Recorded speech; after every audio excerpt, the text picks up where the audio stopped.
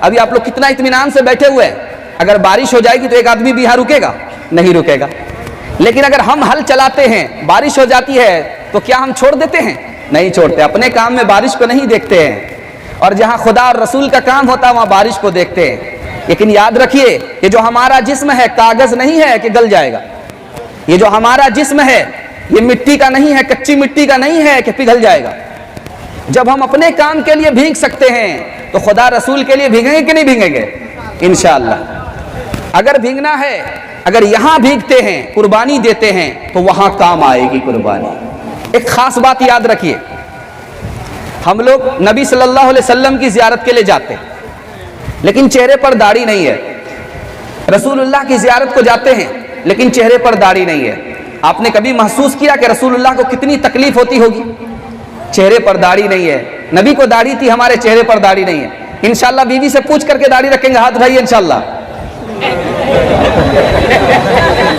کتنے زن مرید کا پتہ چل رہا ہے۔ ایک خاص بات سنا رہا ہوں، ابن رجب بہت بڑے عالم ہیں، ابن رجب بہت بڑے عالم ہیں، دھیان سے سنیے گا، دھیان سے سنیے گا۔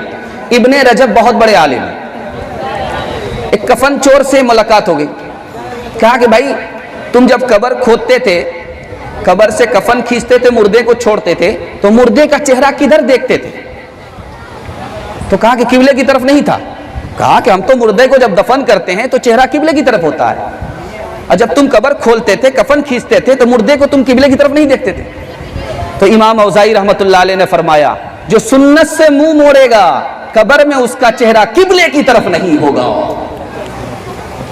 ایک خاص بات کو یاد رکھیے، ایک بہت خوبصورت مطالعہ آپ کی خدمت میں لے کر کے آ رہا ہوں۔ بھوپال میں مغرب کی نماز ہو رہی تھی، تو جب امام نے ولضالین کہا تو ایک آدمی نے پوری طاقت سے آمین کہا، پوری طاقت لگا کر کے آمین کہا، زور سے آمین نہیں کہا۔